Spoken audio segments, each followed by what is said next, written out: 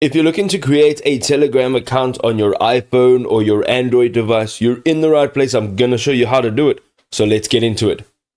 Okay, so you need to jump into your app store and you need to download Telegram. So I've just hit the word Telegram in the search bar at the top, and here I'm going to go and tap on open. Now, essentially what will happen if you are opening it for the first time, you'll have this screen here.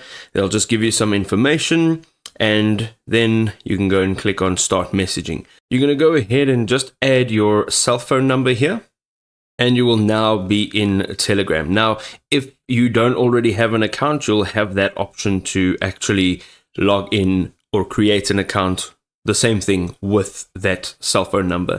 You can do this exactly the same way using your Android device. However, this is how I did it on my iPhone, and it is pretty much the same. You can do this on your desktop as well. I hope this was helpful.